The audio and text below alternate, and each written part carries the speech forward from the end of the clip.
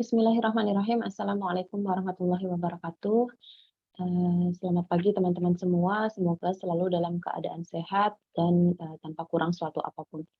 Insya Allah pada pagi hari ini saya akan menjelaskan sedikit mengenai keterkaitan gen ya, kemudian crossing over, dan juga kromosom mapping atau peta kromosom. Nah, ini agak tricky ya, agak tricky sedikit. Jadi saya berharap semoga apa yang saya sampaikan ini bisa dicerna dengan baik, dan saya berdoa semoga saya bisa menyampaikan materi dengan baik sehingga bisa dipahami teman-teman semua.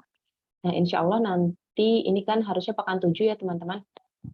Nah, di pekan 7 nanti kita akan membahas ini ya. Jadi nanti di akhir slide ini akan ada soal yang teman-teman perlu kerjakan secara individual, kemudian besok kita bahas bareng-bareng di hari Jumat insya Allah. Betul. Nah, kita lanjut ke materinya. Jadi kan teman-teman sudah tahu ya basis atau dasar molekulernya untuk hukum-hukum Mendel, gitu ya. Beberapa di antaranya saya refresh lagi bahwa yang namanya unit faktor ini kan waktu itu Mendel belum tahu ya namanya gen. Jadinya dia menyebut gen itu namanya unit faktor. Jadi unit faktor ini ada dalam tubuh kita, dalam DNA itu secara berpasangan. Jadi gen itu ada secara berpasangan. Kemudian gen yang berpasangan ini mengontrol satu sifat gitu. Jadi itu hukumnya Mendel. Jadi dalam satu sifat itu dikontrol oleh sepasang gen. Kemudian ada hukum dominan dan resesif gitu ya, bahwa untuk alel yang berbeda maka nanti akan alel yang berbeda ini akan diekspresikan mengalahkan alel yang satunya. Jadi misalnya ada gen yang mengatur untuk tinggi tanaman misalnya ya, kita bilang T besar T kecil, maka ada alel yang dominan yaitu T besar, dan ada alel yang resesif yaitu T kecil, yang mana nanti ketika diekspresikan itu kalau secara genotip kelihatan ya dia heterozigot T besar T kecil, tapi kalau kalau fenotipnya dia tanamannya ini akan tinggi, tapi tinggi heterozigot gitu, sehingga dia membawa sifat pendek juga gitu. Cuma tidak terekspresikan itu sifat pendeknya. Karena apa? Karena ekspresi dari alel yang resesif tadi, yang sifat pendek tadi, itu ditutupi oleh alel yang dominan, yaitu yang sifat tinggi, yang T besar gitu ya. Semoga teman-teman masih ingat. Kemudian hukum berpisah ya, segregasi, di mana nanti kromosom akan berpisah ketika meiosis, dan kemudian nanti setiap gametnya akan menerima satu kopi dari alelnya. Gitu. Jadi dari induk jantan dan induk betina, nanti dia akan induk jantan dan induk betina ini akan berkontribusi masing-masing satu kopi dari gennya. Tinggal yang didapat alel yang mana gitu ya. Kemudian ada hukum berpasangan secara bebas, independent assortment, yang mana nanti gen-gen yang mengatur untuk sifat-sifat yang berbeda nanti akan berpasangan secara bebas ketika pembentukan gamet. Jadi misalnya kemarin kita kalau membicarakan mengenai yang dihibrid ya, ada T besar T kecil, A besar A kecil ya. Jadi sifat tinggi tanaman dengan keberadaan bunga gitu. Bunganya ada aksial atau terminal misalnya kayak gitu ya.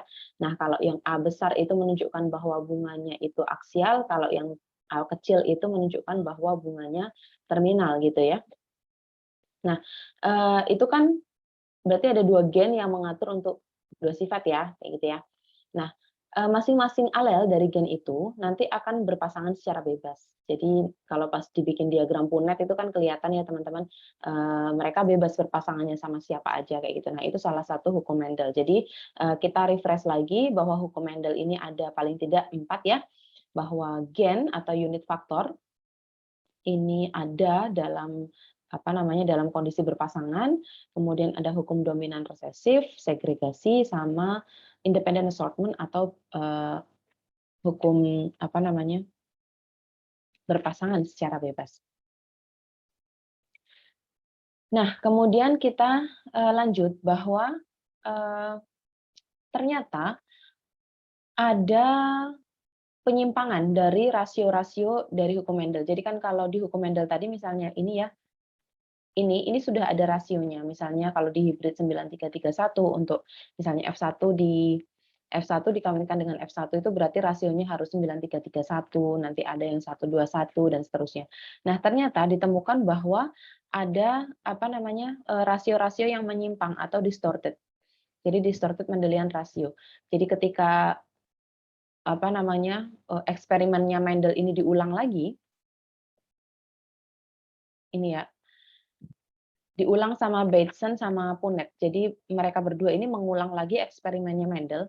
Ternyata ketika diulang, rasionya Mendel itu nggak ketemu, gitu. Jadi mereka bingung kan, loh kok bisa nih rasionya Mendel nggak ketemu. Ini perlu diingat lagi, sebelumnya sudah saya sampaikan bahwa eksperimennya Mendel itu sebenarnya kan tidak terjadi di alam ya. Artinya eksperimennya Mendel itu terjadinya di lab.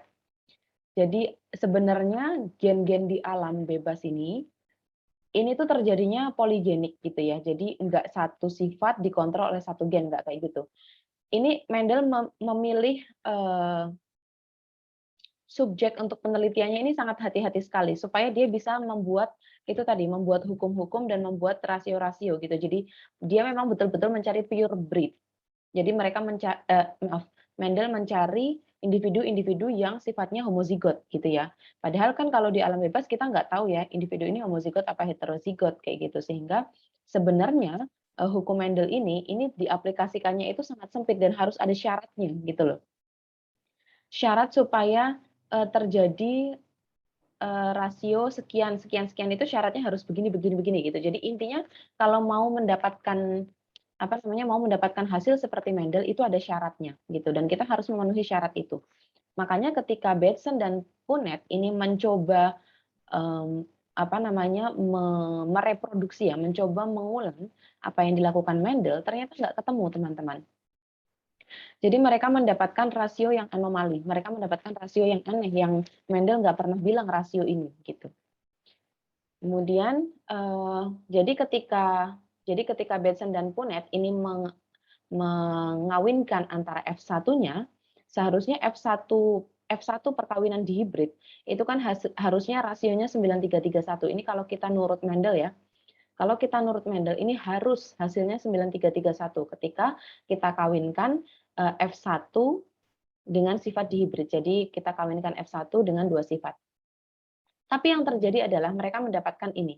Jadi mereka mengawinkan kacang-kacangan ya dengan sifat berwarna ungu dan panjang. Terus induknya ini berwarna ungu dan panjang. Kemudian satunya lagi ini yang homozigot dominan. Kemudian yang homozigot resesif dia dapat yang homozigot resesif dia dapat yang warna merah dan bulat. Jadi ada P besar, L besar, L besar, terus P kecil, P kecil, L kecil, L kecil. Ini parentalnya.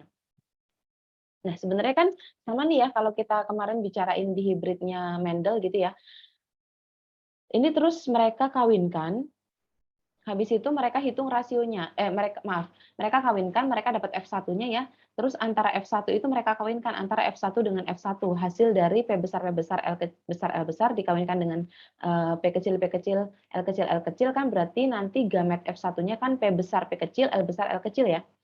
Nah, ketika P besar, P kecil, L besar, L kecil itu dikawinkan dengan sesamanya, itu seharusnya menghasilkan menghasilkan rasio 9331. Tapi apa yang mereka dapatkan? Mereka dapat rasionya nggak sama, teman-teman. Jadi observed ini yang mereka dapatkan, expected ini yang seharusnya menurut teori gitu. Jadi menurut teori itu seharusnya hasilnya yang homozigot dominan itu 215, terus yang heterozigot itu harusnya hasilnya 71 dan 71, sama yang homozigot resesif harusnya hasilnya 24, sehingga jumlahnya kita dapat 381. Harusnya dapat seperti ini kalau ikut aturannya Mendel. Dan ini rasionya 9331. Tapi apa yang mereka dapatkan? Mereka mendapatkan yang homozigot dominan itu hanya 284, terus yang heterozigot itu mereka dapat jauh di bawah teorinya, jadi seharusnya dapat 71, mereka cuma dapat 21, keduanya ya cuma dapat 21. Terus yang homozigot resesif yang harusnya cuma dapat 24, dia dapat 55, jadi 2 kali lipatnya. Apa yang terjadi ini gitu ya? Kenapa nggak sesuai sama apa yang dibilang Mendel gitu? Nah, tapi pada saat itu mereka nggak bisa bikin hipotesis, mereka nggak bisa bikin teori mengenai apa yang terjadi, kenapa kenapa hasilnya begini, kenapa hasilnya nggak seperti ini, mereka nggak bisa karena mereka belum bisa menemukan jawaban yang ilmiah gitu. Mereka nggak tahu jawabannya apa. Yang mereka tahu adalah bahwa hukum Mendel hukum Mendel yang berpasangan secara bebas ini tidak terjadi. Jadi hukum yang berpasangan secara bebas ini tidak terjadi. Kenapa mereka bilang seperti itu? Karena kalau hukum berpasangan secara bebas itu terjadi, harusnya jumlahnya segini.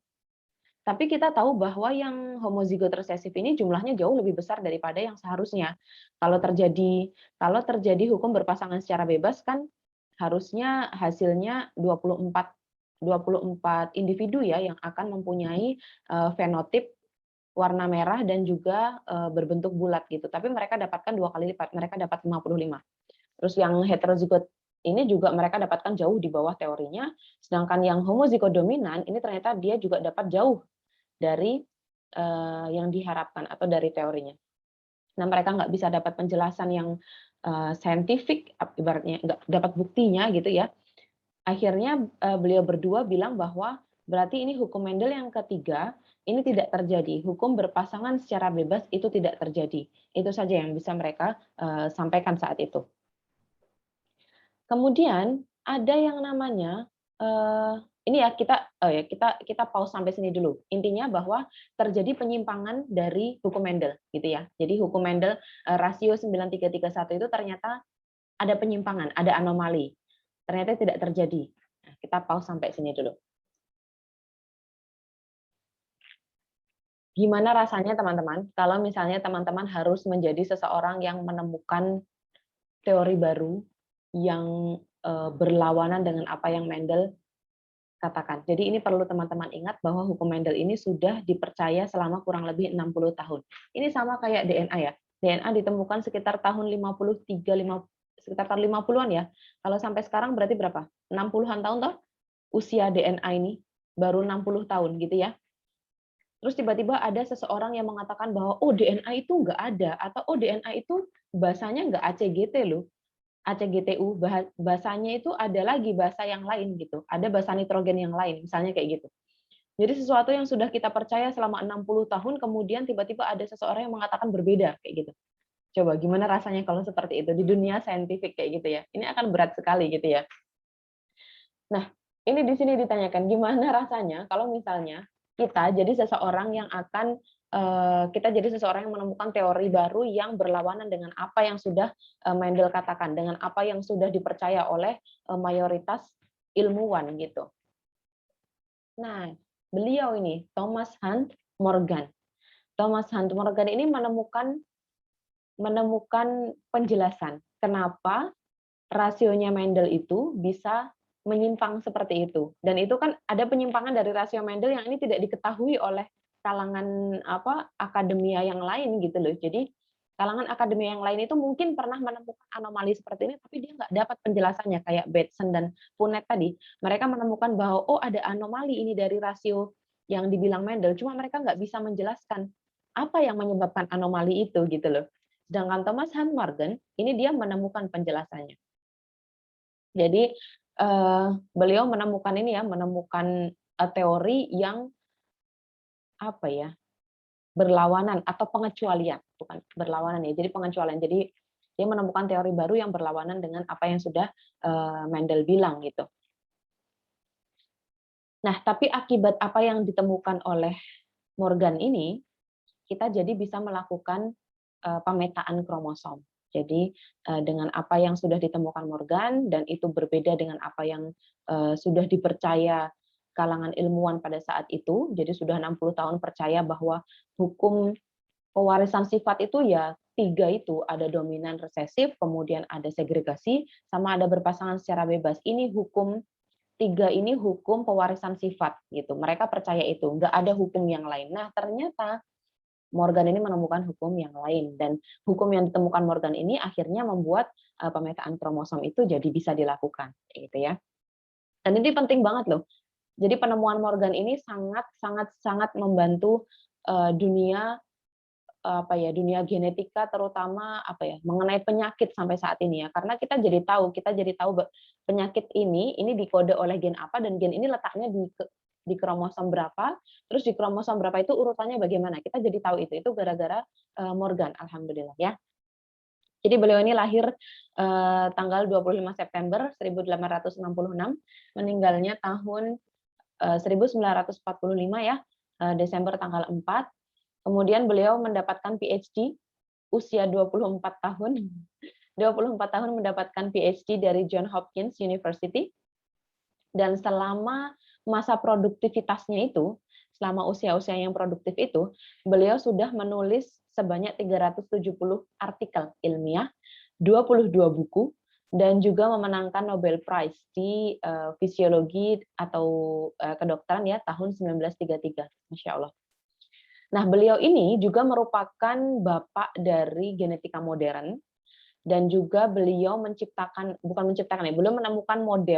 beliau menemukan organisme model untuk mempelajari genetika, yaitu Drosophila. Jadi kalau sampai sekarang kita menggunakan Drosophila sebagai hewan model untuk mempelajari genetika, ini ya dari Morgan ini. Jadi Morgan ini menemukan bahwa kromosom atau genom dari Drosophila melanogaster ini ternyata bisa dijadikan sebagai organisme model untuk mempelajari genetik. Nah, hukum yang pertama yang ditemukan oleh Morgan itu adalah linkage atau keterkaitan, gitu ya. Jadi linkage itu apa sebenarnya? Jadi linkage itu berbeda dengan ya teman-teman. Kalau teman-teman bilang X-linked itu berarti gen terpaut di kromosom X itu mirip tapi beda. Jadi yang linkage yang dimaksud di sini adalah bahwa gen-gen yang berada dalam kromosom yang sama itu dibilang bahwa gen itu merupakan grup linkage. Jadi mereka merupakan grup yang terkait dalam kromosom yang sama. Jadi kalau misalnya ada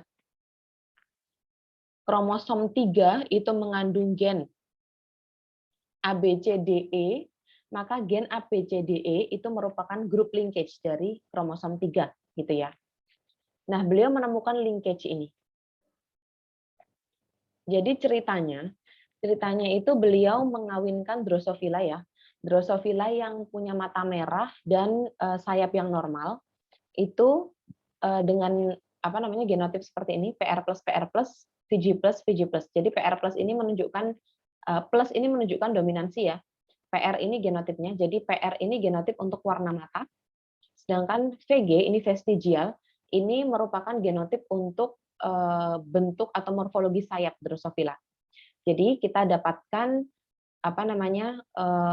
genotip PR+, VG+, VG+. Plus sekali lagi ini untuk menunjukkan dominansi. Jadi kita dapatkan homozigot dominan ya. Homozigot dominan ini fenotipnya apa? Fenotipnya warna mata merah dan sayap yang normal, bentuk sayap yang normal. Nah, dia kawinkan dengan individu Drosophila yang lain dengan genotip PR-PR, VG-VG.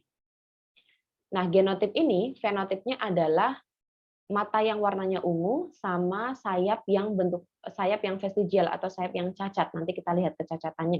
Gini. Jadi yang PR+ itu menunjukkan warna merah ya. Mata merah, kemudian ini sayap yang normal, sedangkan yang yang PR itu adalah mata berwarna ungu, VG. Kalau VG+ itu berarti sayapnya normal. Kalau yang VG berarti sayapnya vestigial. Jadi sayapnya cuma ada di samping dan pendek. Terus berkeriput gitu sayapnya. Itu yang PR VG. Nah, terus dia kawinkan nih antara dia kawinkan antara Drosophila homozigot dominan dengan Drosophila homozigot resesif ya. Jadi yang fenotipnya itu mata merah sayap normal dengan mata ungu sayap vestigial. Dia kawinkan, terus dia dapat gamet F1. Ini dia kawinkan ya, dia dapat gamet F1-nya kayak gini.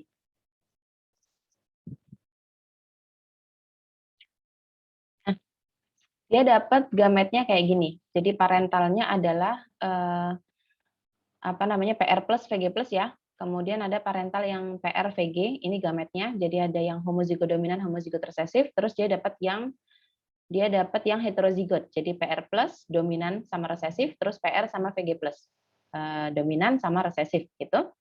Nah, kita bilang bahwa yang sama kayak apa namanya sama seperti induknya ini namanya parental ya.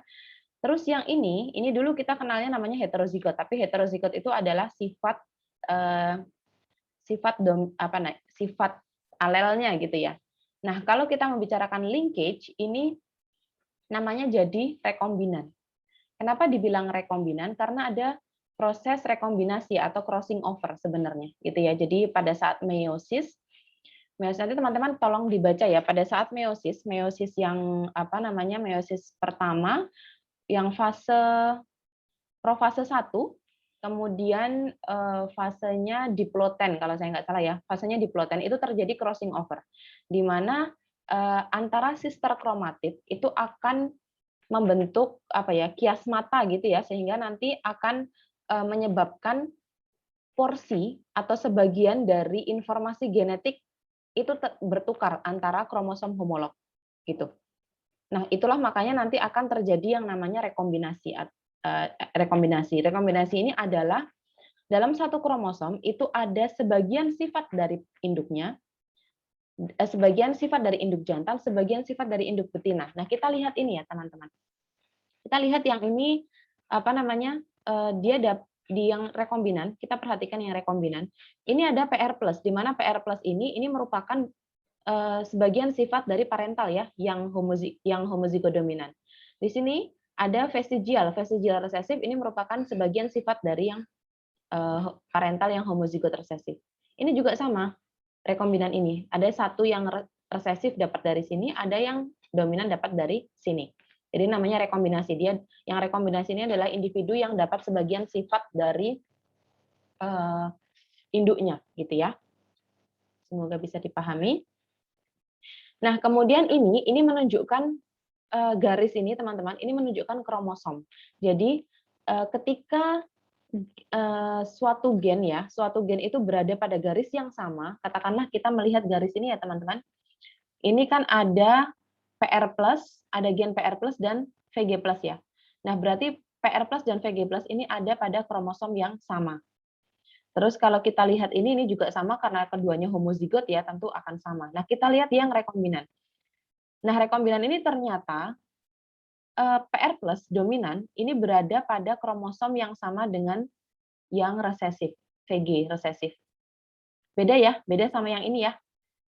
Jadi kalau di sini kan homozigot ya, di sini heterozigot. Di mana kita tahu heterozigot? Karena ternyata dalam satu kromosom ini ada dua macam alel. Ada alel yang dominan, ada alel yang resesif. Beda sama ini. Kalau ini dalam satu kromosom, ini alelnya semua dominan, ini alelnya semua resesif. Semoga bisa diikuti, ya. Nah, ini kita dapat rekombinannya. Oke. Kemudian setelah itu dia mau melakukan, ini kita ngomongin Morgan ya tadi. Jadi Morgan tadi itu melakukan mengawinkan antara dua individu ini. Terus dia mau ngetes rasionya, sesuai nggak sih sama rasionya Mendel? Gimana cara ngetesnya? Kalau kita mau ngetes mau melakukan tes, jadi mau melihat heterozigot atau homozigot, terus mau melihat rasionya Mendel, maka kita harus melakukan tes cross. Di mana tes cross itu dilakukan dengan cara F1 ini tadi, jadi dia dapat F1-nya kayak apa tadi teman-teman? PR plus VG plus dan juga PR dan VG plus ya. Ini F1-nya nih semuanya ini dia coba kawinkan dengan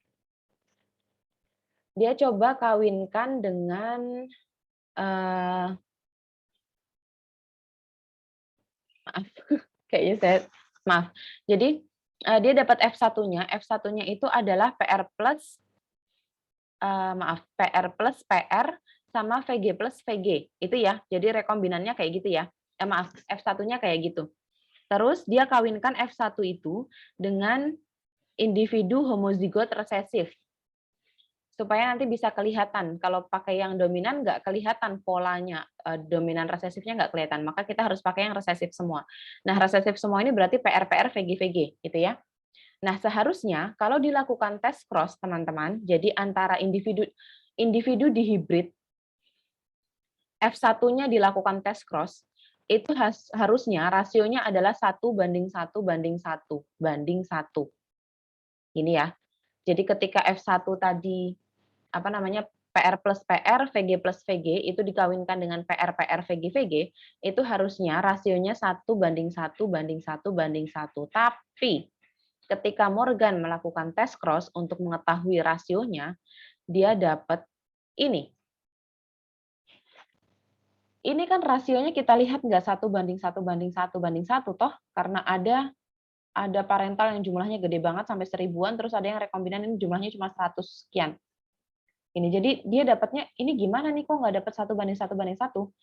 Nah, tapi dengan hasil ini ternyata ini mengkonfirmasi bahwa Bateson sama Punnett kemarin nggak salah, bahwa memang apa namanya ini menguatkan apa ya menguatkan teorinya mereka karena mereka waktu itu penjelasannya cuma bahwa segregasi bebas itu berpasangan secara bebas itu tidak terjadi gitu kan. Bateson sama Punnett cuma bisa mengatakan bahwa hukum Mendel mengenai independent assortment itu nggak terjadi. Nah, ini diperkuat dari hasilnya Morgan ini. Morgan ini mengetahui bahwa oh ternyata emang hasilnya nggak sama nih. Baik F1 dikawinkan dengan sesamanya yang seharusnya hasilnya 9331 itu ternyata hasilnya nggak sama. Yang dilakukan Bateson sama Punnett kan itu ya, dia mengawinkan antara F1 dengan F1 yang mana rasionya harusnya 9331. Itu nggak terjadi. Nah, kalau Morgan ini melakukan tes cross, yang mana kalau F1 itu di tes cross, itu harusnya hasilnya 1:1:1:1. Itu juga tidak terjadi. Jadi dua macam pengujian, itu hukumnya Mendel tuh nggak terbukti semua gitu loh. Nah, ini berarti memperkuat teorinya Bateson sama Punnett tadi bahwa gen itu nggak selalu berpasangan secara bebas, dia punya preferensi gitu, bahwa gen itu nggak selalu berpasangan secara bebas, nggak seperti apa yang dikatakan Mendel. Karena kalau apa yang dikatakan Mendel itu akan terjadi ini tadi kalau di tes cross akan dapat 1:1:1:1. Kalau dikawinkan sama F1 itu nanti akan dapat yang 9331. Itu kalau hukum berpasangan secara bebas itu terjadi. Tapi ternyata ini kan nggak terjadi. Jadi Morgan semakin yakin bahwa gen itu nggak selalu berpasangan secara bebas. Ada yang dia itu berpasangannya barengan gitu loh. Jadi mereka berpasang, aku maunya sama alel yang ini dan dia diwariskan secara bersama gitu. Itulah yang namanya linkage gitu ya. Nanti kita lanjut. Jadi yang kita tahu dari sini ini bahwa yang namanya gen dan alel itu tidak selalu diwariskan secara bebas gitu ya.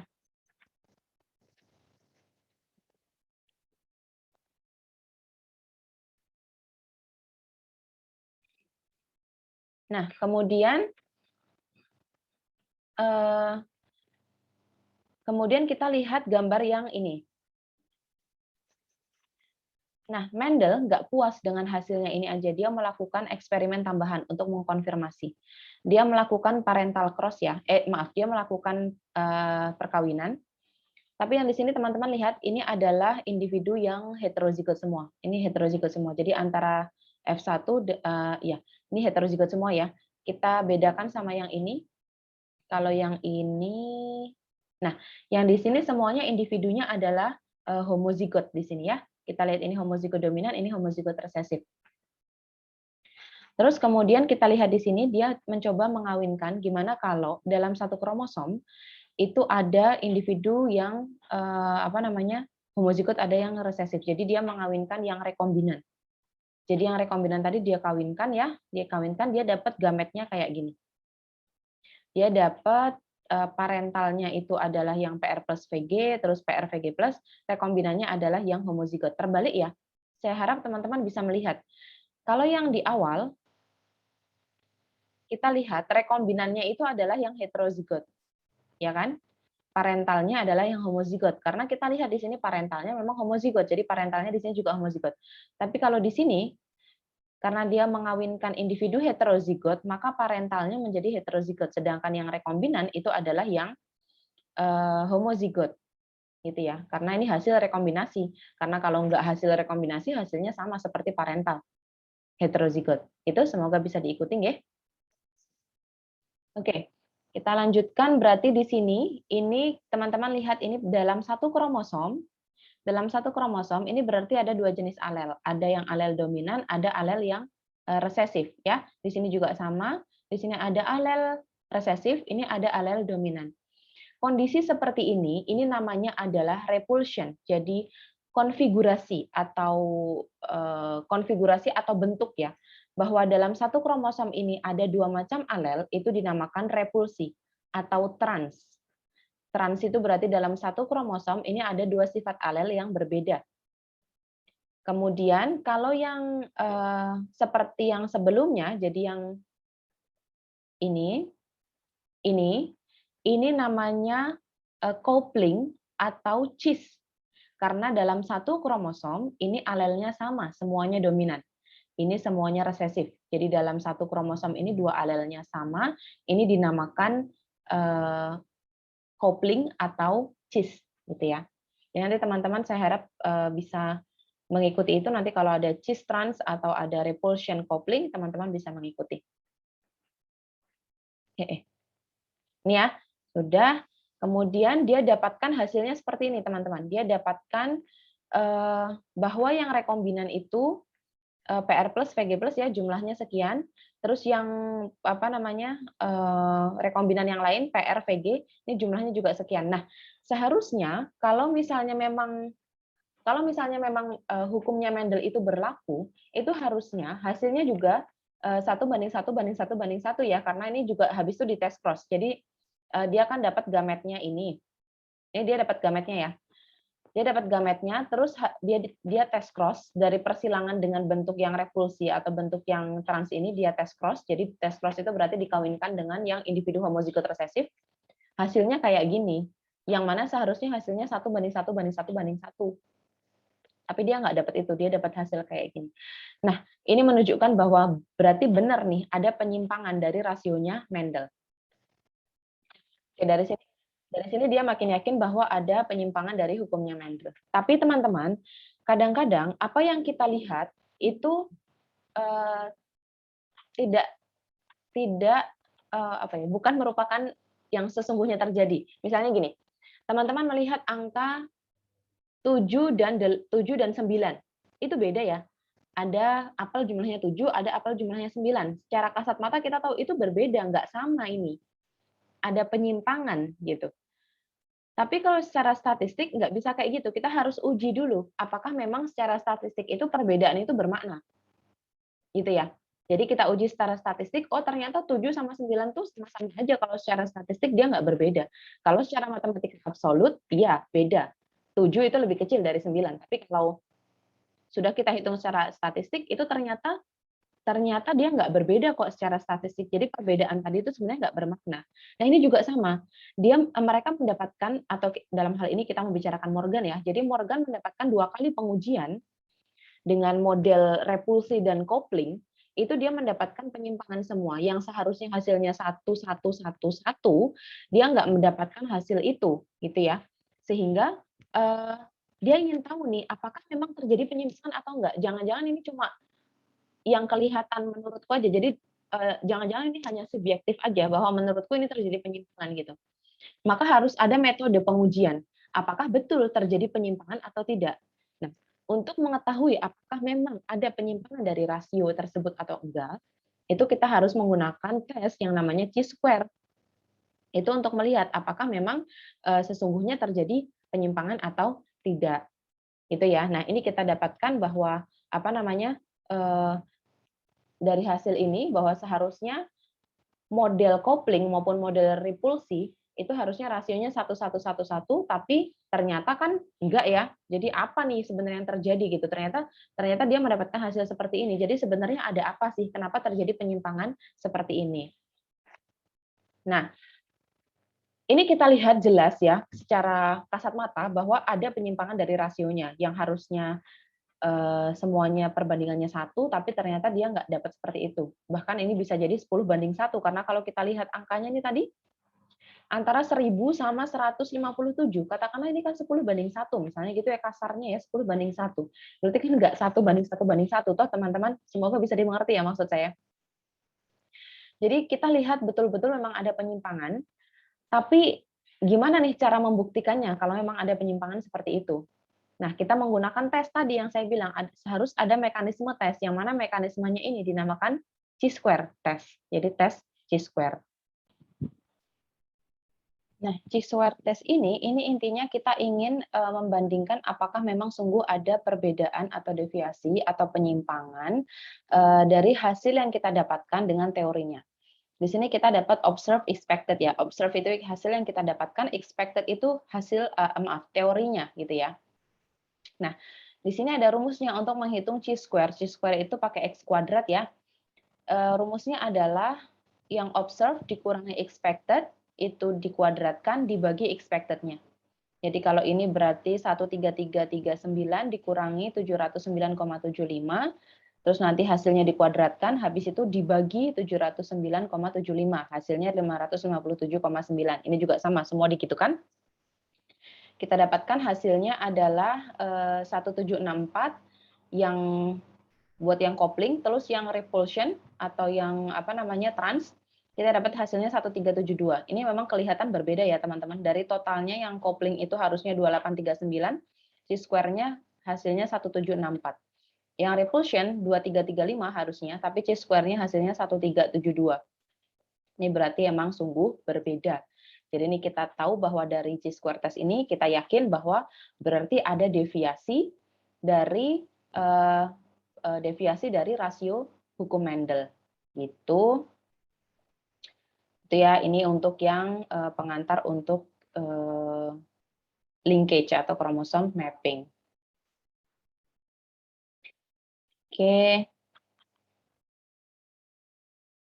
Oke, kemudian kita melanjutkan ke rekombinasi dan mencoba memprediksi jarak antara gen. Jadi jarak antar gen. Gen 1 sama gen 2 itu jaraknya berapa sih? Kayak gitu ya. Nanti kita coba bahas sedikit di sini.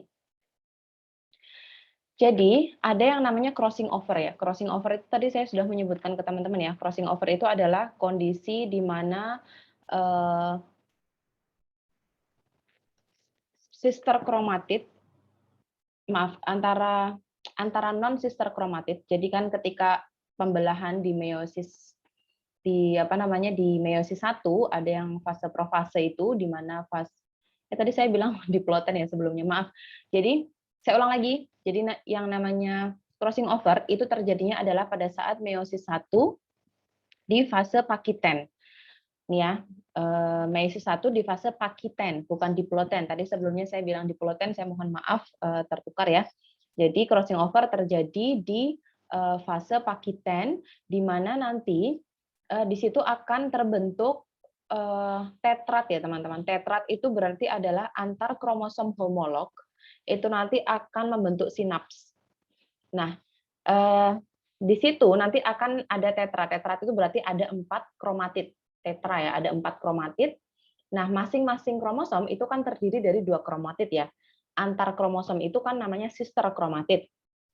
Nah, crossing over ini terjadi antara non-sister kromatid. Jadi antar kromosom homolog, tapi non-sister kromatid. Jadi kan ada kromosom homolog itu berarti ada 2 kromosom, di mana tiap kromosom itu ada 2 kromatid. Antar kromatid dalam satu kromosom itu namanya sister kromatid. Sedangkan kalau crossing over-nya ini terjadi antar non-sister kromatid. Jadi ini terjadinya antara 2 kromatid yang berasal dari kromosom yang berbeda, seperti itu ya.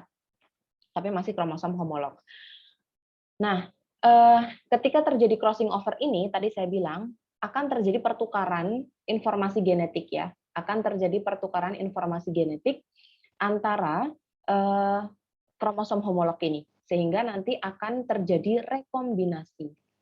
Itu kan tadi yang saya bilang di awal tadi ya, bahwa nanti akan ada yang namanya individu heterozigot di mana dia punya sedikit sifat dari induk satu dan sedikit sifat dari induk kedua. Kayak gitu ya teman-teman, tadi saya bilang seperti itu ya.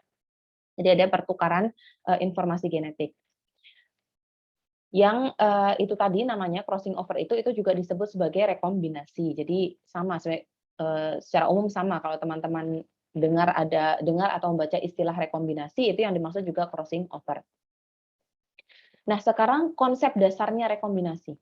Jadi rekombinasi ini bisa terjadi minimal ya antara 2 gen dalam kromosom. Jadi perlu diketahui teman-teman, dalam kromosom itu gennya banyak sekali karena kromosom itu kan bentuk padatnya ya. Jadi nanti kalau sudah tidak pada fase mitosis dia akan terurai gitu.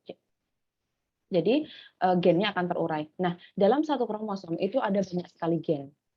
Nah, untuk terjadi rekombinasi itu minimal ada 2 gen gitu ya yang akan melakukan rekombinasi seperti itu. Jadi rekombinasi ini bisa terjadi antara 2 gen dalam kromosom, tapi bisa juga lebih.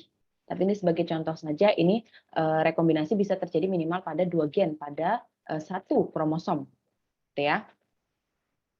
Nah, kemudian frekuensi dari rekombinasi atau crossover, ini crossover sama dengan rekombinasi ya, di sini crossover. Jadi frekuensi atau banyaknya kali, berapa kali sih melakukan apa namanya? Bukan kali, berapa frekuensi crossing over atau berapa frekuensi rekombinasi, ini bisa dijadikan patokan untuk mengetahui jarak antar gen yang melakukan rekombinasi itu. Jadi kalau misalnya gennya itu, ini hukumnya ya, jadi kalau antara gen A dan B contohnya, antara gen A dan gen B itu frekuensi rekombinasinya berapa sih? Nanti dari situ kita bisa mengetahui berapa jaraknya antara gen A dan gen B, gitu. Nah, sekarang konsep berikutnya adalah bahwa ketika 2 gen itu antara gen A dan gen B itu terlalu jauh jaraknya antar kromosom. Jadi misalnya gen A-nya ada di ujung kromosom yang atas, sedangkan gen B-nya ada yang dekat telomer gitu ya, yang ujung banget di bawah misalnya. Jadi misalnya 2 gen itu ada pada sisi yang saling berlawanan dan terlalu jauh dalam kromosom, maka frekuensi terjadinya rekombinasi atau frekuensi terjadinya crossover itu akan sama rasionya. Jadi antara crossover dengan non crossover itu rasionya akan sama. Jadi nanti kita bisa melihat dari apa namanya, hasil persilangan tadi ya, kita udah ngelihat tabelnya observed sama expected-nya. Nah, kalau misalnya kita melihat bahwa jumlahnya atau frekuensinya, angka-angka di situ tuh rata-rata sama ya, 1:1 semua, itu berarti gennya masing-masing jauh. Saya kasih contoh deh biar nggak ngawang. Nah, tadi kan ada angka-angka ini ya teman-teman, angka observe ini. Nah, kalau misalnya rasionya itu tidak 1:1, kalau di sini kan kita lihat nih, ini rasionya 1:1 ya. Kalau misalnya di sini nih, apa namanya, di sini observe-nya itu angkanya kayak gini, ini angkanya 1339, 151, ini kan jelas tidak 1:1 kan, padahal seharusnya kan 1:1 ya. Nah, apabila angka di sini nih 1:1, jadi antara yang rekombinan sama yang non rekombinan, atau antara yang crossover sama non crossover itu frekuensinya 1:1, itu kita bisa mengasumsikan bahwa gen tersebut itu jaraknya sangat berjauhan. Tuh, kita kembali lagi ke sini. Jadi di sini disebutkan bahwa kalau gennya ini dibalik ya, kalau gennya itu jaraknya jauh, maka kita nanti akan melihat frekuensi antara rekombinan sama yang non rekombinan itu rasionya 1:1. Nah, tapi kalau misalnya kita lihat bahwa apa namanya, gen itu jaraknya dekat ya, kalau gen itu jaraknya dekat, maka jumlah crossover-nya itu akan semakin sedikit. Jumlah crossover-nya itu akan semakin sedikit. Dan frekuensi atau jumlah dari yang gamet-gamet yang non rekombinan atau non crossover itu akan jauh melebihi jumlah gamet yang mengalami crossover. Saya ulang lagi. Jadi kalau misalnya ternyata ada gen yang dia itu mengalami linkage tadi ya, linkage itu berarti dia sangat berdekatan satu sama yang lain gitu, dia mengalami linkage, berarti gen itu kan dekat ya, gen A sama gen B ini tadi contohnya, gen A sama gen B ini berarti kan jaraknya dekat. Nah, ketika jaraknya dekat, maka kita nanti akan melihat di tabel itu tadi bahwa frekuensi gen yang mengalami crossing over itu akan jauh lebih sedikit daripada frekuensi gamet yang tidak mengalami crossover atau rekombinasi. Kita lihat lagi di sini. Nah, kita ngelihat di sini. Yang mengalami crossing over yang mana? Tentu yang jumlahnya paling sedikit ya, yang 151, 154, ini yang jumlahnya 157, 146. Ini dua-duanya mengalami single crossover. Ya, dia mengalami crossover. Sedangkan yang parental ini jumlahnya jauh lebih besar. Di sini juga kita lihat 965, 1067, baik yang coupling maupun repulsion. Jadinya dari sini kita lihat bahwa gamet yang mengalami rekombinasi atau mengalami crossover itu jumlahnya akan jauh di bawah gamet yang tidak mengalami crossover. Itu adalah konsep rekombinasi yang ketiga. Ini ya. Kemudian maaf ini keliru nih. Ini crossover. Jadi ini apa namanya? Ketika terjadi persilangan atau terjadi crossover antara dua gen yang sangat dekat satu sama lain itu biasanya jarang. Gitu. Yang bawah ini perlu perlu di highlight ya. Sebentar ini biar nggak bingung, saya edit dulu. Tunggu teman-teman, ini kemarin kehapus.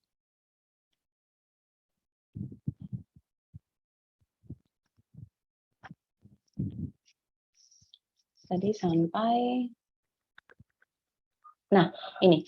Jadi tadi yang pertama ya, konsep yang pertama adalah rekombinasi bisa terjadi antara dua gen pada satu kromosom. Terus frekuensi dari crossover atau frekuensi dari rekombinasi tadi ini akan memperlihatkan, akan menunjukkan jarak genetik antar gen yang terlibat.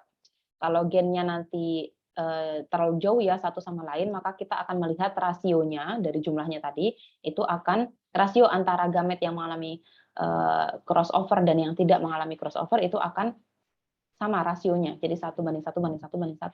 Tapi kalau gen yang dekat, jaraknya lebih dekat, jaraknya dekat ya. Kalau jaraknya dekat berarti dia akan mengalami crossover yang lebih sedikit. Jadi jumlah persilangannya itu akan lebih sedikit. Kemudian jika dibandingkan, maka jumlah atau frekuensi gamet yang mengalami crossing over itu akan jauh lebih sedikit daripada gamet yang tidak mengalami crossing over. Tuh.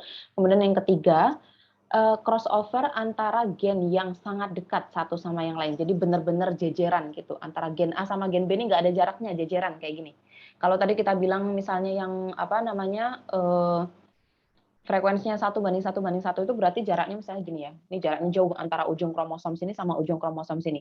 Terus kita bilang jaraknya makin dekat. Kalau jaraknya makin dekat maka akan terjadi lebih sedikit persilangan, lebih sedikit terjadi crossover. Kalau jaraknya makin jauh maka crossover-nya makin banyak.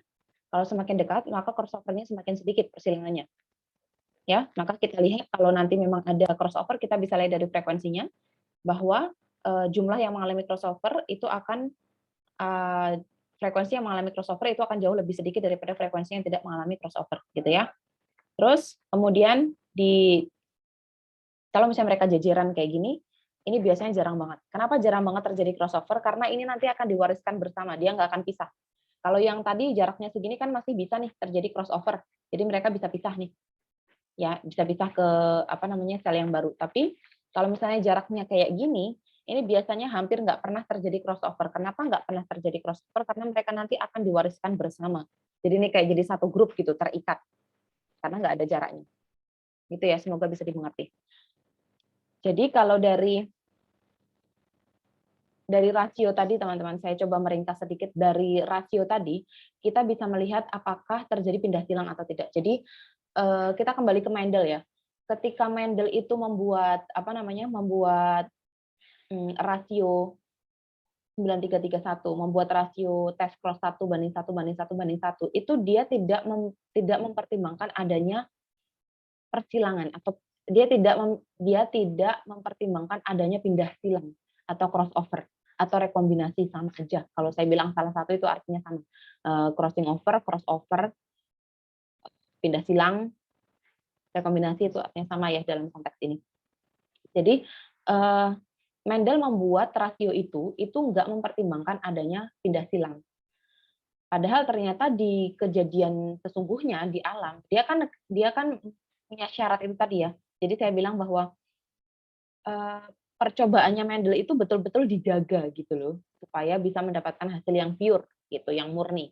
Sedangkan kalau yang terjadi di alam kan tidak terjaga, nggak ada yang mengontrol. Kalau yang terkontrol percobaannya Mendel itu terkontrol, sedangkan yang terjadi di alam itu tidak terkontrol. Siapa yang ngontrol gitu kan?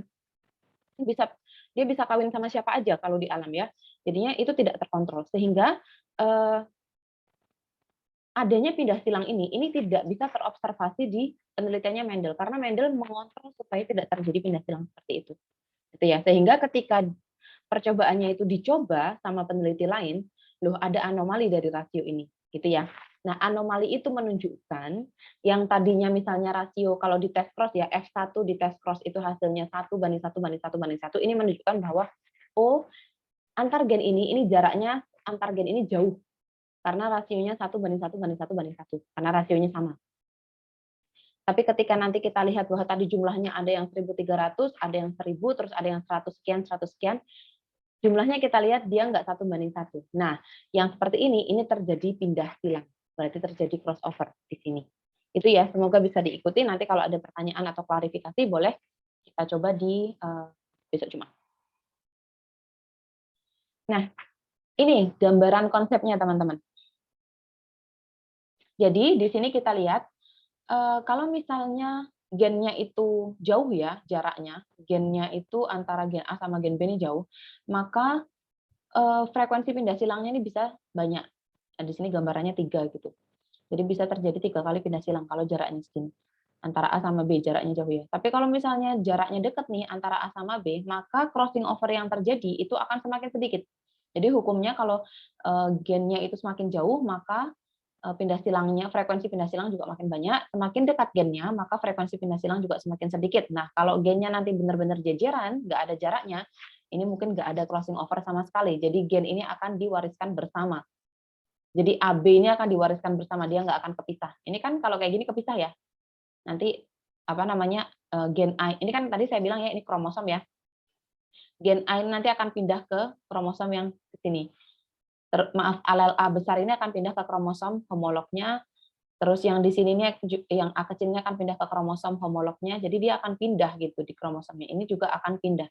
Tapi nanti kalau dia dekat banget jaraknya, nanti kalau apa diwariskan, dia akan diwariskan jadi satu A sama B. Ini nggak bisa dipisahkan, itu intinya. Kalau jaraknya sangat dekat. Oke, selanjutnya adalah kita melihat apa namanya fase yang kopling ya. Jadi nanti ada kopling, ada yang repulsi. Nanti kita lihat ininya sebentar.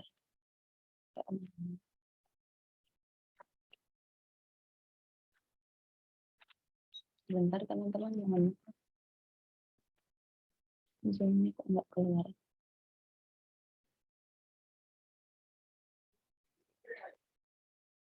Oke, kemudian selanjutnya adalah gimana kita tahu apakah terjadi pindah silang atau enggak gitu ya. Berarti kita harus melihat frekuensinya tadi. Kalau misalnya nanti kita ngelihat bahwa produknya atau F1-nya itu semuanya adalah apa namanya gamet yang parental, artinya dia sama kayak induknya. Kalau F1-nya hasil persilangannya itu menghasilkan F1 ya. Nah, F1-nya ini sama kayak induknya. Kalau F1-nya sama kayak induknya, berarti ini tidak terjadi pindah silang. Tapi ketika nanti terjadi pindah silang, maka produknya atau F1-nya itu pasti akan ada yang gamet rekombinan. Jadi ada yang heterozigot tadi, ada yang rekombinan ya. Itu akan menunjukkan bahwa oh berarti ini terjadi pindah silang. Jadi kita tinggal ngelihat aja gametnya. Gamet yang dibentuk itu nanti kayak parentalnya atau enggak. Kalau kayak parentalnya berarti enggak terjadi pindah silang. Kalau enggak kayak parentalnya, jadi ada sifat baru, itu berarti terjadi pindah silang.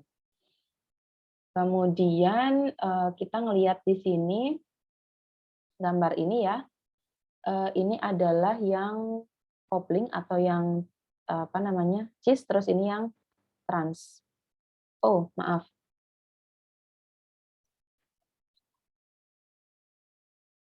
Ini yang saya bilang tadi. Jadi kalau misalnya memang ada pindah silang, kalau memang terjadi pindah silang, maka produknya ini produknya.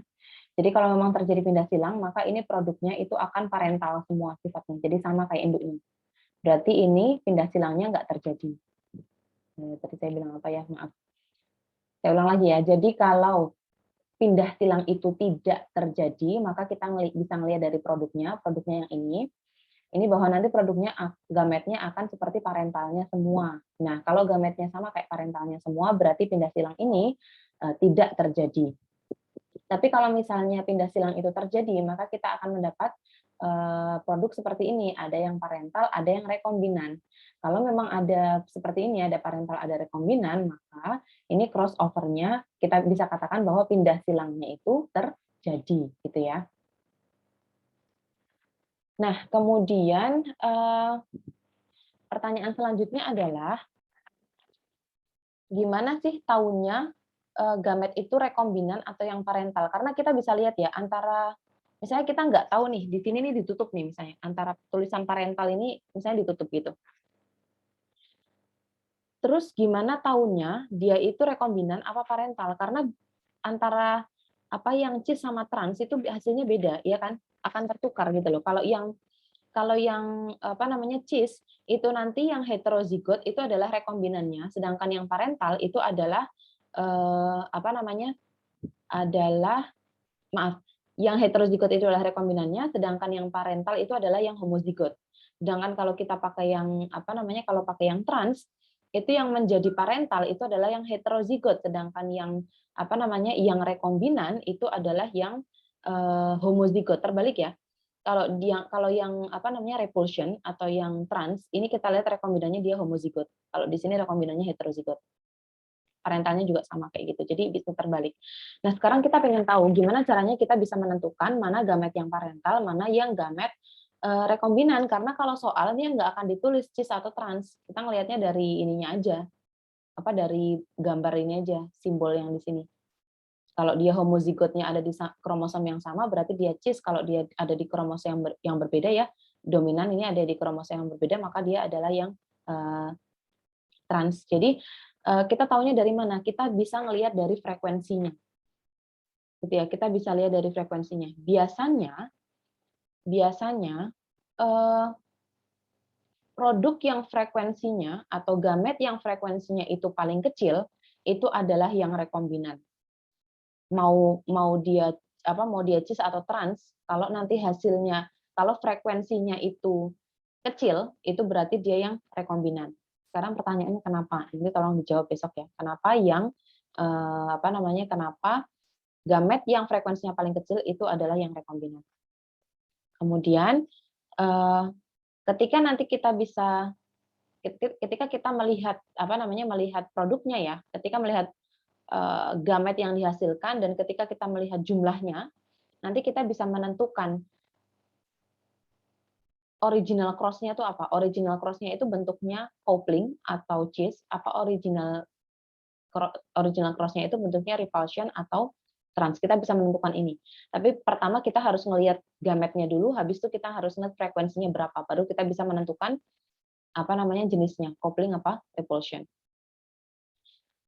Nah, sekarang pertanyaannya yang kedua adalah ini di sini dikatakan bahwa dengan melihat gametnya kita akan bisa menentukan original cross-nya. Original cross itu coupling apa repulsion atau cis atau trans. Nah, caranya gimana? Nanti teman-teman tolong mencari tahu caranya gimana. Kenapa dengan melihat gamet dan frekuensinya ini kita bisa menentukan coupling atau repulsion. Jadi ada dua ya. Ada dua nanti yang harus teman-teman jawab. Oke.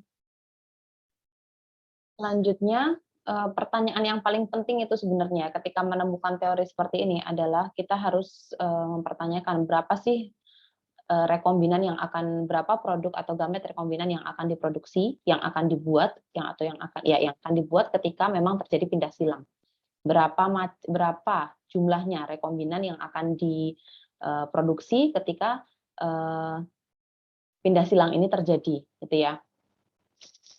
Ini nanti sebenarnya teman-teman mungkin nggak terlalu berpikir jauh kalau ini karena nanti tiap soal yang akan diberikan pasti sudah ada frekuensinya, jumlahnya berapa. Jadi ini nggak masalah. Dan ini tadi menentukannya itu tadi dengan melihat rasionya, ada deviasi atau penyimpangan nggak dari rasio 1:1:1 tadi. Nah, terus ini yang pertanyaan kedua nih yang harus kita pikirkan. gimana cara kita menentukan jarak antara kedua gen tersebut. Jadi misalnya kita udah tahu tadi ada apa namanya terjadi pindah silang ya. Terus kita kan pengen tahu, berarti karena terjadi pindah silang, berarti kan ada jarak yang bisa kita tentukan ya kan? Karena tadi kita punya konsep bahwa eh, semakin banyak frekuensi pindah silang, berarti kan jarak genetiknya jarak antar gen semakin jauh dan semakin sedikit frekuensi pindah silang, maka jarak antar gen itu juga semakin pendek, gitu kan ya? Nah, sekarang pertanyaannya, gimana caranya menentukan jarak tersebut gitu? Kita cuma tahu, oh pindah silangnya banyak, berarti jaraknya antar gen itu jarak antar gen itu panjang atau jauh. Oh, ini frekuensi pindah silangnya kecil, berarti jarak antar gennya dekat kayak gitu. Tapi jauh dekatnya ini berapa? Gitu kan ya. Nah, inilah yang ditemukan sama Morgan gitu ya. Tadi kita menyebutkan bahwa Morgan ini membuat yang namanya pemetaan kromosom itu menjadi mungkin gitu. Beliau ini yang membuat seperti ini. Jadi nanti ada satuan yang kita sebut sebagai map unit atau MU ya, MU atau map unit. Kemudian ini nanti nama lainnya centimorgan, CM, tapi M-nya besar. Jadi nanti kalau teman-teman lihat di beberapa referensi mungkin akan beda, ada yang pakai MTTU, ada yang pakai centimorgan. Ini sama ya, MU sama centimorgan. Nah, centimorgan ini disebut centimorgan ini untuk menghormati Thomas Hunt Morgan. Nah, jadi kita melihatnya bagaimana? Melihatnya adalah satu map unit, jadi satu MU atau satu centimorgan aja deh, kita sepakati pakainya centimorgan aja ya. Satu centimorgan itu sama dengan 1% rekombinan fenotip. 1 centimorgan itu sama dengan 1% fenotip rekombinan. Balik. 1 centimorgan itu sama dengan 1% fenotip rekombinan. Jadi kalau ada yang bilang fenotip rekombinannya itu 17%, berarti jarak antar gennya itu adalah 17 centimorgan. Bisa diikuti ya? Semoga bisa diikuti. Kemudian yang perlu kita garis bawahi itu adalah atau kita coba ini dulu aja ya. Kita coba menentukan jarak antara gen PR dan VG. Tadi kan kita punya gen PR sama VG ya untuk dua sifat ya. Ada PR untuk warna mata, VG untuk bentuk sayap. Nah, sekarang kita punya hasil seperti ini untuk PR sama VG. Ini yang coupling, ini yang repulsion. Gimana cara menentukan jarak antara PR sama VG? Gampang teman-teman, linkage distance-nya itu berarti gamet rekombinannya itu dibagi dengan total gamet kali 100%, itu jaraknya. Jadi misalnya di sini berarti rekombinannya yang mana ya? Misalnya kita pakai yang coupling ya. Pakai yang coupling rekombinannya mana? Rekombinannya kan yang ini, yang jumlahnya frekuensinya paling kecil ya. Frekuensi paling kecil itu 151 sama 154. Ya udah kita tambahin aja. 151 tambah 154 berarti berapa? 305 ya. Berarti 305 dibagi total gametnya berapa? 2838. Dibagi 2838 dikalikan 100%. Kita coba lihat berapa hasilnya, kita coba hitung ya. Jadi ada 305 dibagi 2839. Hasilnya adalah 10,7. Hasilnya 10,7. Berarti jarak antar gennya ini adalah 10,7%. Maaf, ya benar 10,7% karena dikalikan 100% ya. Saya ulang lagi. Untuk menentukan jarak antara gen PR dan gen VG, berarti kita harus menghitung jumlah rekombinan gametnya dulu. Rekombinan itu berarti kan yang frekuensinya paling kecil. Nah, ini kita tambahin 151 tambah 154. 151 tambah 154 berapa nih? 305 ya. 305 dibagi total gametnya. Total gametnya 2839. Jadi 305 per 2839 kalikan 100%. Hasilnya adalah 10,7%. Nah, tadi hukumnya adalah 1 centimorgan itu sama dengan persen rekombinannya. Jadi kalau di sini kita temukan 17%, di sini ditemukan 10,7%, berarti jarak genetiknya adalah 10,7 centimorgan. Itu kalau pakai yang coupling. Nah, kalau yang pakai repulsion gimana? Ya, kita hitung sama. Berarti 157 tambah 146 dibagi 2335 dikalikan 100%. Hasilnya 13 13%. 13% berarti sama dengan 13 centimorgan. Nah, sekarang pertanyaannya. Jadi ada dua nih jaraknya. Karena jaraknya yang cis sama trans beda. Berarti kita punya dua jarak genetik. Iya, kita punya dua jarak genetik. Tapi nggak masalah, karena ini namanya prediksi atau estimasi.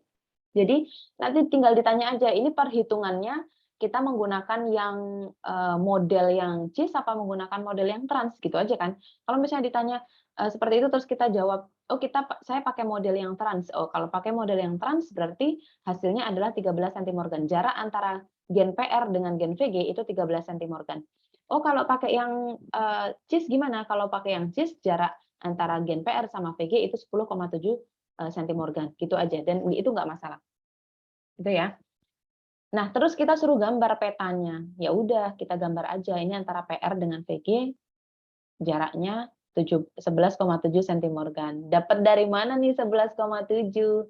Tambahin aja yang ini, jadi di rata-rata 10,7 tambah 13 bagi 2. Jadi ketemu 11,7. Di sini kita simpulkan bahwa jarak antara gen PR dengan VG itu 11,7 centimorgan.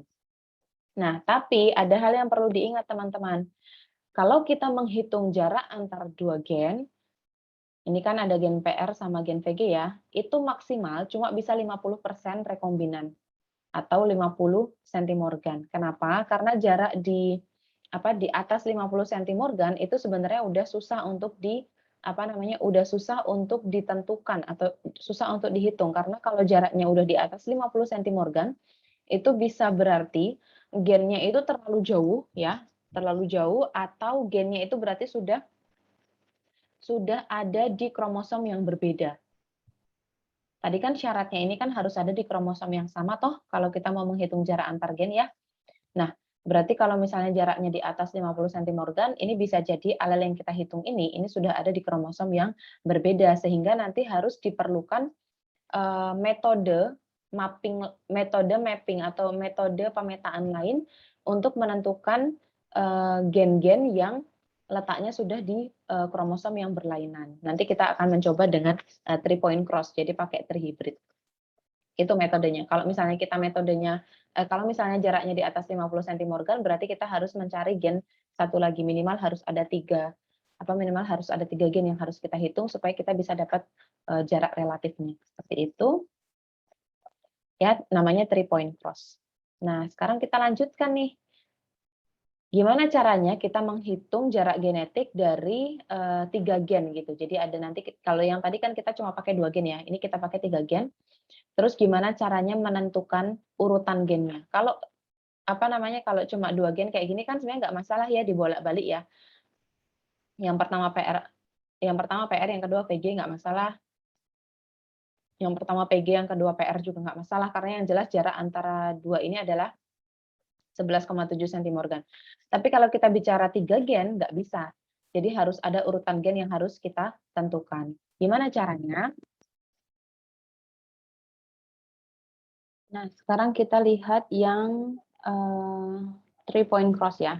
Jadi ini kalau terhibrid. Kira-kira seperti ini kalau terhibrid. Kita mulai dari parental yang dia homozigot ya. Dia homozigot, kemudian kita kita silangkan. Kemudian kita dapatkan gamet yang seperti ini. Jadi kita dapatkan gamet yang seperti ini yang sama seperti induknya ya. Ini kita sebut parental.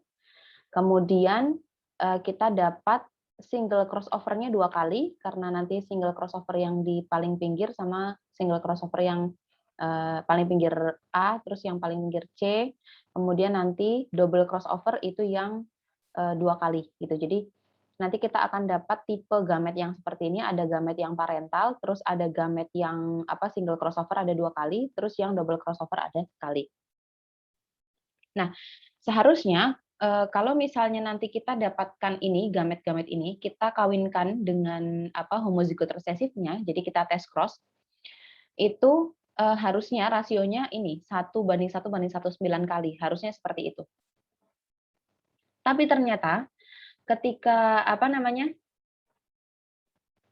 ketika diujikan di tes cross hasilnya tidak seperti itu sehingga kita dapatkan penyimpangan atau deviasi. Nah, karena kita dapatkan deviasi atau penyimpangan ini, maka kita bisa asumsikan, kita bisa simpulkan bahwa terjadi linkage atau terjadi pindah silang. Terjadi pindah silang pada gen-gen ini karena ada deviasi dari rasionya Mendel. Nah, kemudian supaya kita bisa memahami ini dengan baik, maka kita perlu untuk membuat persilangan ya antara antara individu trihibrid yaitu A besar A besar B besar B besar C besar C besar kita kawinkan dengan ini jadi homozigot dominannya kita kawinkan dengan homozigot resesifnya sehingga kita dapatkan F1. F1-nya berarti A besar A kecil, B besar B kecil, C besar C kecil ya. Kemudian dari situ nanti F1-nya kita tes cross dengan homozigot resesifnya supaya kita mendapatkan gambaran dari gamet aslinya atau original cross-nya seperti apa.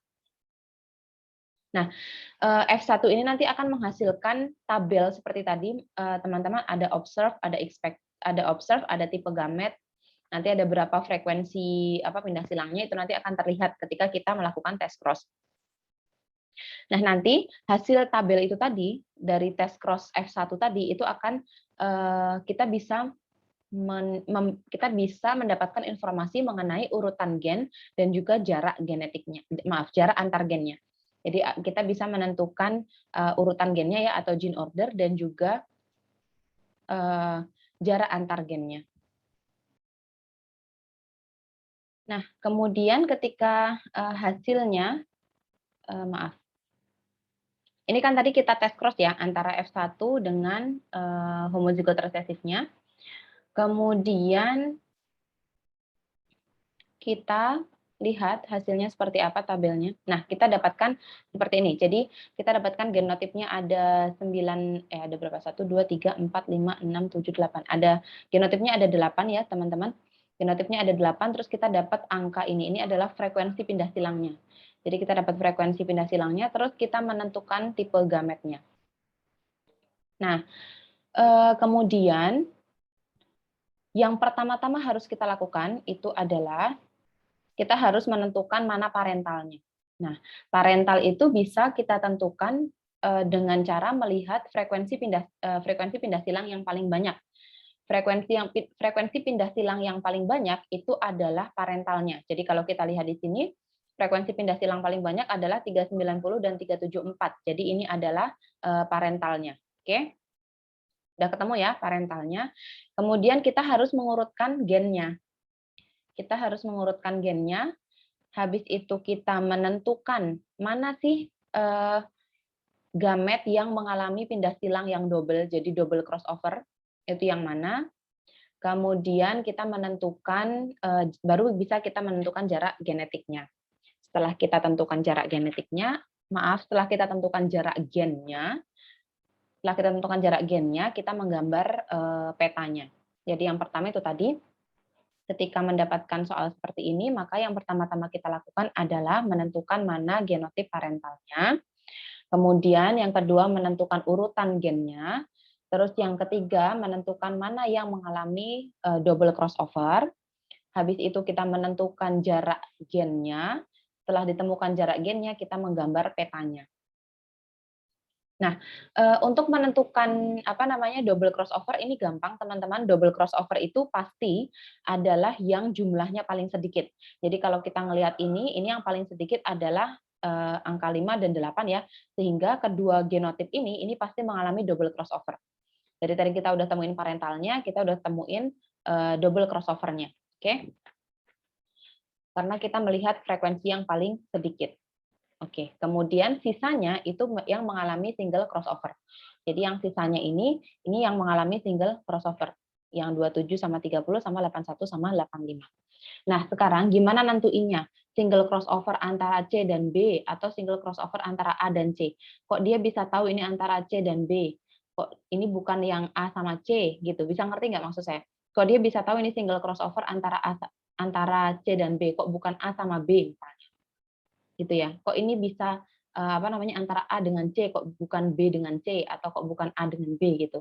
Nah, kita ngelihatnya adalah bahwa kalau yang gampangannya nih ya teman-teman, kalau yang single crossover itu kita cari yang jumlahnya paling dari yang single crossover ini jumlahnya yang paling dekat dulu. Yang mana? Yang jumlahnya paling dekat adalah antara B dan C. Jumlahnya paling dekat antara apa namanya yang jumlahnya paling kecil antara single crossover itu kan 27 sama 30. Ini berarti antara B sama C yang jaraknya apa jaraknya berarti antara B ini menentukan jarak gen antara B dengan C atau pindah silang antara B dengan C. Kemudian kalau untuk yang single crossover yang jumlahnya besar, ini berarti pindah silangnya antara gen yang jauh antara A dengan C.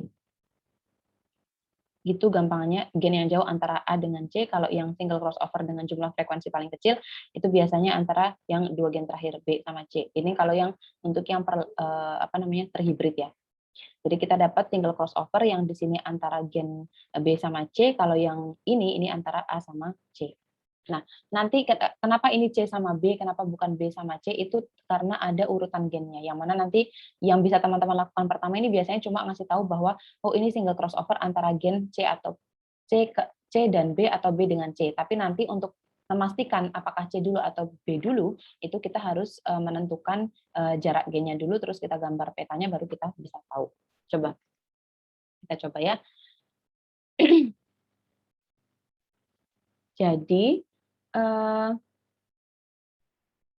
kita sudah tahu ini seperti ini ya hasilnya, kemudian kita sudah tahu langkah-langkahnya, bagaimana cara menentukannya. Nah, kemudian kita harus menentukan urutan gennya ya teman-teman. Urutan gennya ini dapat dari mana? Urutan gen ini kita dapat setelah kita menentukan double crossover. Jadi kita sudah menentukan double crossover ini, pindah silang ganda kita dapat. Nah, genotipnya kan A besar, B besar, C kecil, terus A kecil, C besar. Nah, ketika terjadi double pindah silang, itu biasanya akan ada perpindahan, akan ada alel yang berpindah. Nah, biasanya alel yang berpindah itu ada di tengah. Jadi kita lihat ini adalah A besar, B besar, C kecil, ini A kecil, B kecil, C besar. Nah, di sini kita lihat yang berpindah yang mana? Alelnya. Alel C ya. Jadi alel C ini harusnya dominan, ini kalau lihat parentalnya, dia kan harusnya bersama dengan yang dominan semua, A besar, B besar, C besar.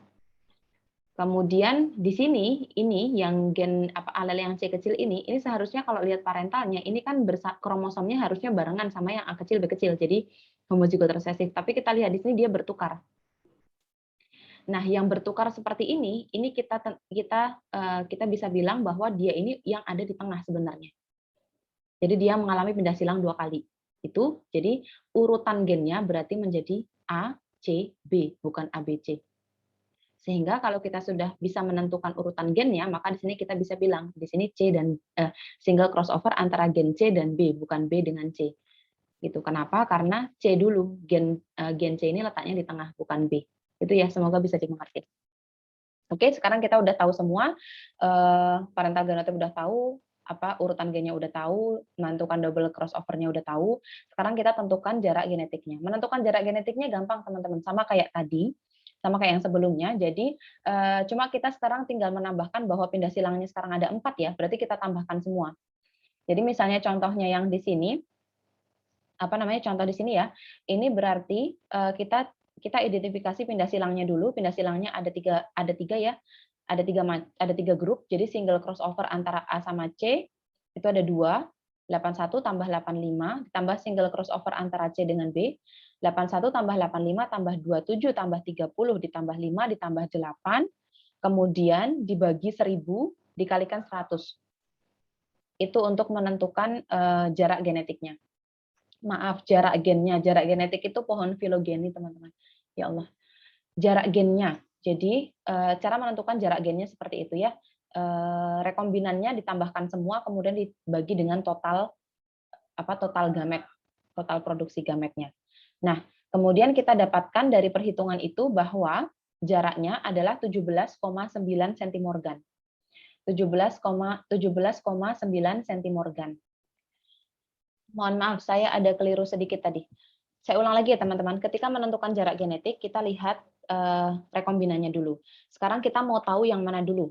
jarak antara A sama C misalnya. Jarak antara A sama C ya.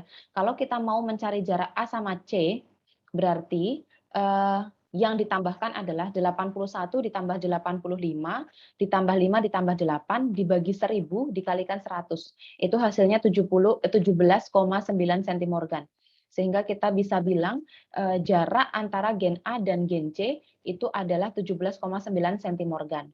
Kemudian kita mau cari jarak antara gen C sama gen B. Berarti 27 ditambah 30 ditambah 5 ditambah 8 dibagi 1000 dikalikan 100. Kita dapatkan 7 cm. Berarti jarak antara gen C dan gen B itu adalah 7 cm. Gitu ya teman-teman. Nah dengan itu kita bisa menggambar petanya. Jadi petanya seperti apa? Berdasarkan jarak yang sudah kita dapat. Gitu. Kemudian ini ada apa namanya? Ada soal ya teman-teman, silakan teman-teman kerjakan. Besok kita kita cermati bersama-sama. Oke, gitu aja teman-teman kira-kira yang bisa saya sampaikan. Kurang lebihnya saya mohon maaf. Semoga bermanfaat. Subhanakallahumma wa bihamdika asyhadu alla ilaha illa anta astaghfiruka wa atubu ilaik. Wassalamualaikum warahmatullahi wabarakatuh.